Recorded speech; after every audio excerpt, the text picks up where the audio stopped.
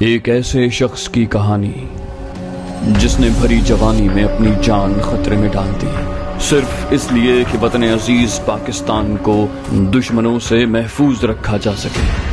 محمد عباس ثاقب کے قلم سے نکلی ایک بے مثال کہانی، وطن زاد۔ تو تم پاکستانی ایجنٹ ہو، میں نے شانے اچکائے۔ اگر تم یہ سمجھتے ہو سمجھتے رہو، مجھے کوئی فرق نہیں پڑتا۔ میں صرف اتنا کہوں گا کہ میں تمہارے دیش کو نقصان پہنچانے کے لیے نہیں بلکہ اپنے دیش کے بچاؤ کے لیے یہ معلومات حاصل کرنا چاہتا ہوں۔ یہ ایک دیش پریمی کے طور پر میری مجبوری ہے، ورنہ میری تمہاری کوئی ذاتی دشمنی تو ہے نہیں۔ پتہ نہیں میری بات نے اس پر کتنا اثر کیا، لیکن وہ گہری سوچ میں ضرور ڈوبا دکھائی دیا۔ میں نے اس کی ذہنی کیفیت بھانپنے کے لیے بات آگے بڑھائی۔ میں نے کہا تم مانو یا نہ مانو، لیکن مجھے تمہارا کیریئر تباہ ہوتے اور دفتری ساتھیوں میں تمہیں ذلیل و رسوا ہوتے دیکھ کر یا تمہارے پریوارک جیون کی بربادی پر کوئی خوشی نہیں ہوگی، لیکن تم سے یہ کام لینا میری مجبوری ہے، اور اپنا مقصد حاصل کرنے کے لیے مجھے جو کچھ بھی کرنا پڑا میں ضرور کروں گا۔ وہ میری بات سن کر کچھ دیر خاموش بیٹھا رہا، پھر اس نے تھکے تھکے لہجے میں کہا، تم اپنا کام نکال کر چلے جاؤ، پرنتو بعد میں کوئی میری مجبوری نہیں مانے گا۔ مجھے تو اب ہر حال میں تباہ ہونا ہی ہے۔ میں نے ہمدردانہ لہجے میں اسے تسلی دی، ایسا نہیں ہے۔ اگر تم میری ہدایت کے مطابق کام کرو گے تو تمہاری زندگی برباد نہیں ہوگی، تمہاری نوکری عزت کے ساتھ چلتی رہے گی اور تم اپنی مرضی کے مطابق ریٹائرمنٹ لے کر زندگی بھر پینشن پر عیش کرنا، جبکہ تمہاری پتنی کو بھی اس سارے معاملے کی کانوں کان خبر نہیں ہوگی۔ وہ کچھ دیر چپ چاپ گویا میری بات کو تولتا رہا۔ میں نے اس کے ذہنی تناؤ میں مزید کمی کرنے کی ایک کوشش کے طور پر کہا، دیکھو مسٹر سچن، جہاں تک تمہارے اپنے دیش سے پریم کا سوال ہے، تم جانتے ہو کہ INS وکرانت اتنا شکتی شالی ہے کہ اسے تباہ کرنے کا خیال ہی بے وقوفی ہے۔ تم جو معلومات مجھے دو گے اس سے اس کی رکشا یا سرکشا پر کوئی آنچ نہیں آئے گی۔ میں قسم کھاتا ہوں کہ اپنا کام پورا ہوتے ہی میں تمام تصویروں اور ان کے نیگیٹوز کو تمہارے حوالے کر کے تمہاری زندگی سے ہمیشہ کے لیے نکل جاؤں گا۔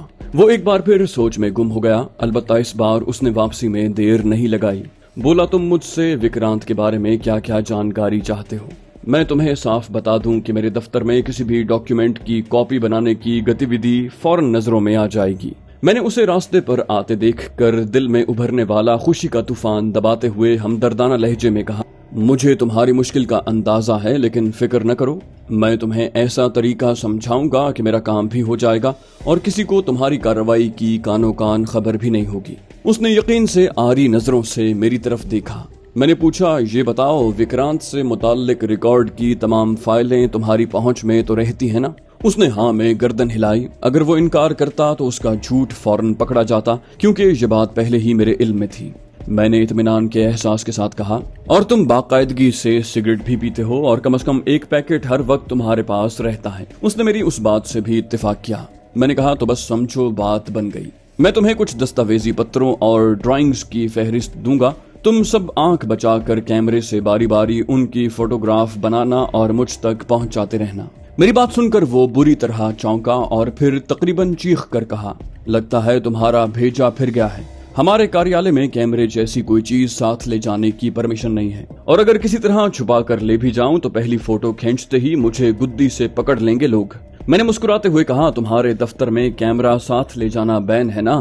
سگریٹ کا پیکٹ لے جانے کی تو انومتی ہے۔ اس کے ہاں میں گردن ہلانے پر میں نے جیب سے کیمرے والا سگریٹ کیس نکال کر اس کے سامنے رکھتے ہوئے کہا، تم اسے ساتھ لے کر جاؤ۔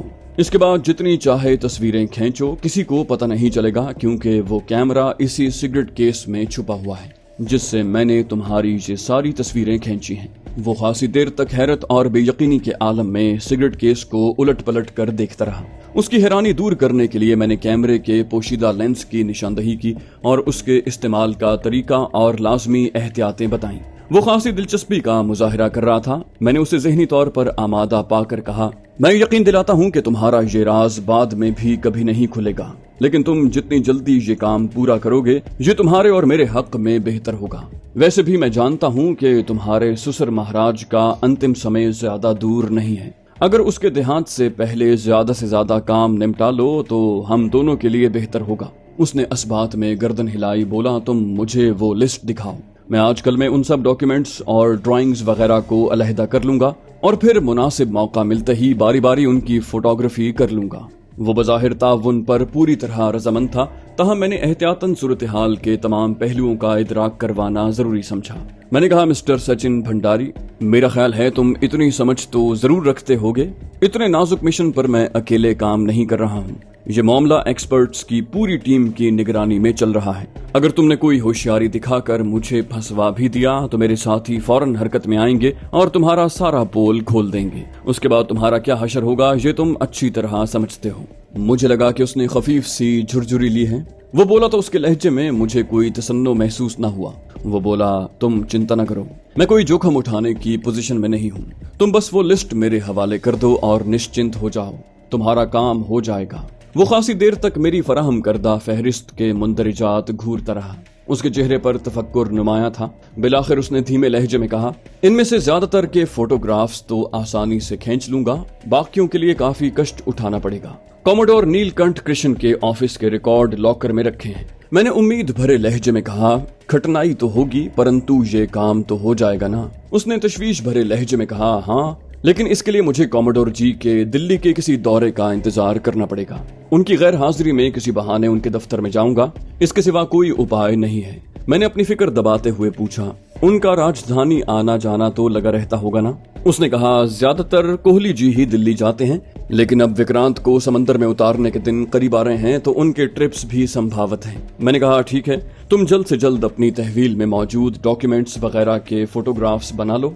शायद जल्द ही कॉमोडोर जी का भी राजधानी का ट्रिप आ जाए। मैं कल भी ट्रेनिंग के लिए तुम्हारे पास आऊंगा, लेकिन तुम फोटो खींचने की गुंजाइश पूरी होने के बाद कैमरा मेरे हवाले करना। उसे मैं 1-2 दिन के अंदर दोबारा तुम्हारे पास पहुंचा दूंगा। उस रात मैं सचिन के क्वार्टर से रुखसत होकर अपने घर पहुंचा तो जहन के दूर दराज गोशों से झांकते कुछ अंदेशों से कत नजर मैं खुद को खासा मुतमईन महसूस कर रहा था। अगली सुबह असलम हस्बे मामूल सूरज पूरी तरह तुलू होने से पहले ही मेरे घर पहुंच गया। वो खासा उतावला लग रहा था। मुझसे हाथ मिलाते ही पूछा, क्या खैर खबर है छोटे भैया, कल कोई काम बना? इफ्तिखार साहब के लिए कोई पैगाम? मैंने मुस्कुराते हुए कहा, पैगाम नहीं, खुशखबरी है। अल्हम्दुलिल्लाह मेरी कोशिश बज़ाहिर कामयाब रही है। मेरी बात पूरी होने से पहले ही वो खुशी के मारे मुझसे लिपट गया। उसकी जबान से मेरे लिए सताइशी कलिमात का चश्मा उबल रहा था। मैंने उन्हें तफसील बताई तो एक बार फिर जबरदस्त शाबाश मिली। मैंने पहले की तरह मोर्स कोड में रात की कारगुजारी की रिपोर्ट असलम के हाथ इफ्तिखार साहब को भिजवा दी।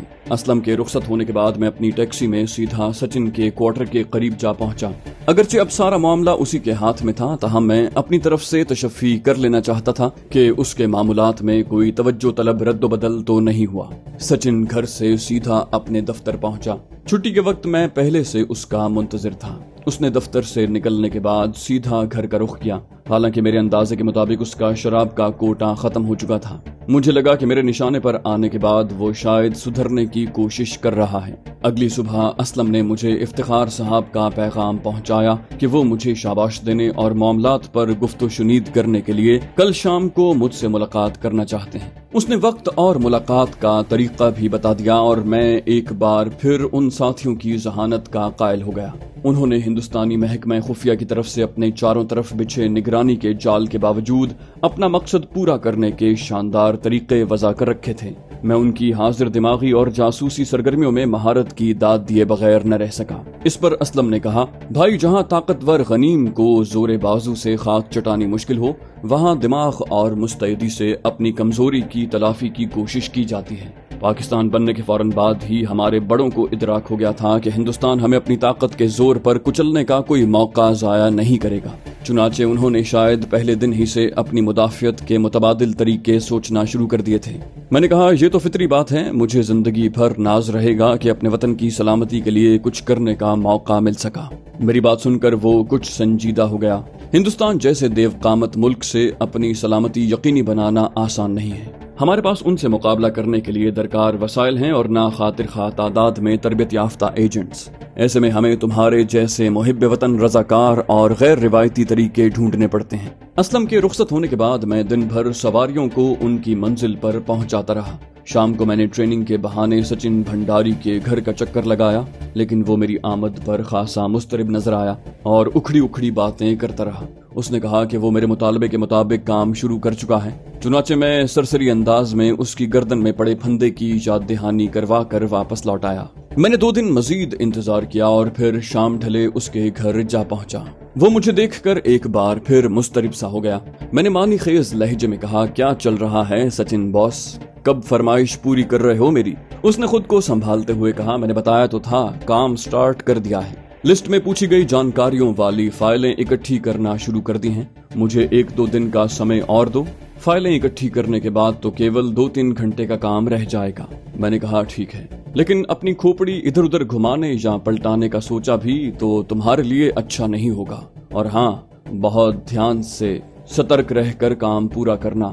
تمہیں پتا ہے پکڑ میں آ گئے تو تمہارا ہی ستیاناش ہوگا اور تم کسی کو اپنے اس برے کام کا کارن بھی نہیں بتا سکو گے۔ اس نے فکر بھرے انداز میں سر ہلایا، بولا، تم چنتا نہ کرو، میں سارے جوخم جانتا ہوں، اس لیے تو تم سے سمے مانگ رہا ہوں۔ تمہارے لیے تو یہ بس ایک ڈیوٹی ہے، پرنتو میرے لیے تو یہ جیون اور مرتیو کا معاملہ ہے۔ میں نے قدرے نرم لہجے میں کہا، ٹھیک ہے، ہاتھ پیر بچا کر چلتے رہو۔ تمہیں نقصان پہنچتے دیکھ کر مجھے خوشی نہیں ہوگی، کیونکہ میری تم سے کوئی ذاتی دشمنی نہیں ہے۔ یہ میری دھرتی کی سلامتی کا سوال ہے، ورنہ میں تمہاری پرائیویٹ زندگی میں جھانکنے جیسی حرکت کا سوچ بھی نہیں سکتا۔ وہ اپنی دکھتی رگ چھڑے جانے پر ایک بار پھر سٹپٹا گیا، بولا، ٹھیک ہے، تم چنتا نہ کرو، سمجھو تمہارا کام ہو گیا۔ میری اچھا ہے کہ تم میرے جیون سے جلدی نکل جاؤ۔ میں نے کہا، میری بھی یہی کوشش ہے، بس تم یہ سنگن لینے کی کوشش کرو کہ تمہارا باس نیل کنٹھ کرشنن کب راجدھانی دلی کے دورے پر روانہ ہو رہا ہے، کیونکہ اس کے دفتر میں نقب لگانا زیادہ مشکل ہے۔ اس نے تشویش سے گردن ہلا کر کہا، ہاں، میں وہاں 1-2 بار ہی جا سکتا ہوں اور زیادہ دیر وہاں نہیں رک سکتا۔ اس کے علاوہ کھل کر کام کرنے کی بھی گنجائش نہیں، کیونکہ نیل کنٹھ جی کا پرسنل سٹاف آس پاس ہی گھوم رہا ہوگا۔ وہاں ہاتھ بچا کر کام کرنا ہے۔ اس کی باتوں نے مجھے کچھ مضطرب کر دیا تھا۔ میں نے اسے احتیاط برتنے کی مزید تاکید کی اور اپنے گھر آ گیا۔ اگلی صبح میں نے اسلم کے ذریعے اب تک کی پیش رفت کا احوال افتخار صاحب تک پہنچا دیا۔ اس دوران میں نے سچن کی سرگرمیوں کا جائزہ لیا تھا، تاہم کوئی قابل ذکر بات نظر نہ سکی۔ شام 4 بجے کے قریب میں نے ایک سردار جی کو بائیکولا کے علاقے میں چھوڑا اور افتخار صاحب سے بر وقت ملاقات کے لیے دھندا سمیٹنے کی تیاری کر رہا تھا کہ ایک معمر ہندو جوڑے نے ٹیکسی روکنے کے لیے ہاتھ دیا۔ میں نے محض ان کی منزل جاننے کے لیے بریک لگا دیا۔ انہوں نے شری مہالکشمی مندر جانے کی فرمائش کی۔ میں نے ذہن پر زور ڈالا تو یہ خوشگوار انکشاف ہوا کہ افتخار صاحب سے ملاقات کے لیے مجھے بھی اسی طرف جانا ہے۔ چنانچہ میں نے انہیں بخوشی بٹھا لیا۔ انہیں مندر چھوڑنے کے بعد میں چند ہی منٹ میں کنارہ مسجد پہنچ گیا اور اپنی ٹیکسی ایک الگ تھلگ گوشے میں کھڑی کر کے مقفل کر دی۔ میں نے مسجد کے بالکل سامنے موجود ایک ڈھابے پر بچھی بینچ پر ڈیرا جماتے ہوئے چائے منگوا لی۔ یہ سوچ کر میرے لبوں پر بے اختیار مسکراہٹ آ گئی کہ مہاتما گاندھی سمیت بہت سے نام نہاد دیش بھکت ہندو رہنماؤں کی طرف سے ہندوستان میں چائے کے بائیکاٹ کی بھرپور مہم کے باوجود چائے بالآخر ہندوستانیوں کا پسندیدہ مشروب بن چکی ہے۔ میرے وہاں پہنچنے کے لگ بھگ فوراً بعد عصر کی اذان ہوئی تھی اور نمازیوں کی مسجد میں آمد کا سلسلہ شروع ہو چکا تھا۔ میری نظریں لگ بھگ 30 سال قدیم مسجد کے دروازے پر جمی ہوئی تھی۔ بالآخر میرا انتظار ختم ہوا۔ مجھے تاردیو کے علاقے سے آنے والی سڑک سے افتخار صاحب کی گاڑی آتی دکھائی دی۔ ڈرائیور نے گاڑی مسجد کے دروازے کے سامنے روکی۔ افتخار صاحب گاڑی سے اترے اور مسجد میں داخل ہو گئے۔ میں نے مشاہدہ کیا کہ ڈرائیور انہیں اتار کر گاڑی ایک طرف پارک کرنے کی بجائے ساحلی سڑک کے ذریعے سیدھا ورلی کے علاقے کی طرف روانہ ہو گیا تھا۔ یہ سب ہمارے منصوبے کے عین مطابق تھا۔ میں نے چائے پی کر ڈھابے والے کو ادائیگی کی اور اپنی جگہ سے اٹھ کھڑا ہوا۔ میری نظریں مسجد کے دروازے کا جائزہ لے رہی تھیں۔ بالآخر مجھے افتخار صاحب مسجد سے نکلتے دکھائی دیے۔ انہوں نے سر پر ململ کی سفید ٹوپی پہن رکھی تھی۔ میں درمیانی رفتار سے ان کی طرف چلا اور جب وہ مسجد کے باہری طرف سے حضرت حاجی علی شاہ بخاری کی درگاہ کی طرف جانے والے راستے پر پیدل چلنے لگے تو میں ان سے چند ہی قدم کے فاصلے پر ان کے پیچھے پیچھے تھا۔ انہوں نے یقیناً مجھے دیکھ لیا تھا، لیکن وہ انجان بنے رہے۔ لگ بھگ 50 گز چلنے کے بعد وہ ایک گل فروش سے پھولوں کی چادر خریدنے کے لیے بھاؤ تاؤ کرنے لگے۔ میں انہیں وہیں چھوڑ کر آگے چل دیا اور ایک دوسرے گل فروش سے 8 آنے کے پھول اور 1 روپے کی شیرینی خرید کر بندھوا لی۔ कुछ ही फासले पर वो रास्ता समंदर में छोटे से जजीरे पर वाक़ हजरत हाजी अली की दरगाह की तरफ जाने वाले पुल नुमा पुख्ता रास्ते में तब्दील हो गया, जिससे दोनों तरफ समंदर की लहरें टकरा रही थीं, जिनके छींटे और छपके बार बार रास्ते पर चलने वाले अकीदतमंदों के कपड़े भिगो रहे थे। उन अकीदतमंदों में मुझे मुसलमानों से कहीं ज्यादा हिंदू मर्द और औरत दिखाई दे रहे थे, जो छोटी बड़ी टोलियों की शक्ल में साहिल से लगभग 500 गज के फासले पर वाक़े मजार की तरफ परवानावार रवां दवां थे। मुझे खदशा महसूस हुआ कि ज़ायरीन की इतनी बड़ी तादाद इतनी महदूद जगह पहुंचने पर शायद वहां तिल धरने की भी जगह न बची हो। किसी ने धीमी आवाज में मेरे कान में कहा, भाई ये बम्बई में मेरा पसंदीदा तरीन मकाम है। मैंने आवाज पहचान ली थी, लिहाजा इफ्तिखार साहब की तरफ देखने से गुरेज किया।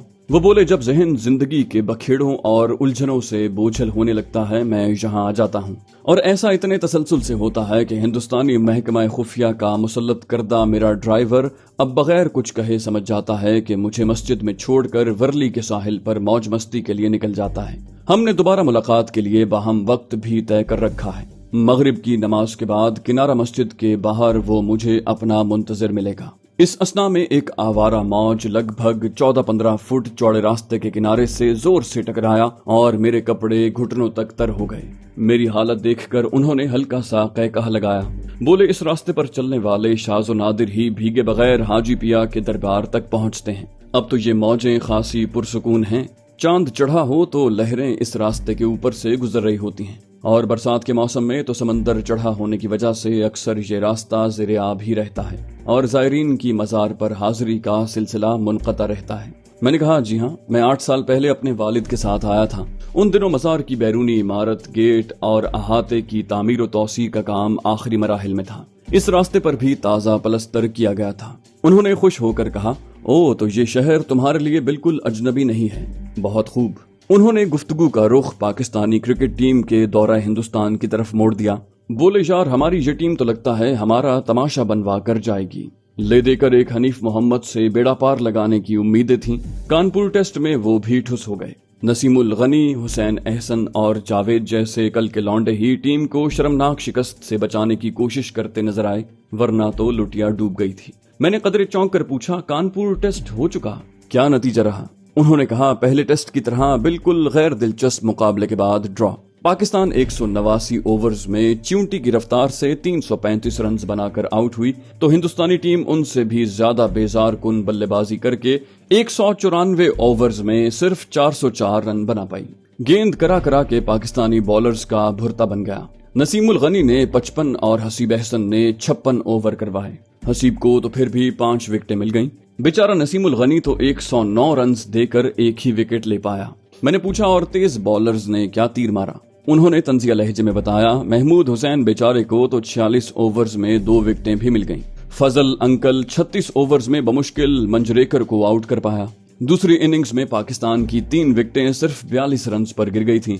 जावेद बर्की और वॉलस मथाइस न अटकते तो समझो काम तमाम था। बिलाखिर हम हजरत हाजी अली के दरबार की सीढ़ियां चढ़कर ऊंचे गेट से अंदर दाखिल हो गए।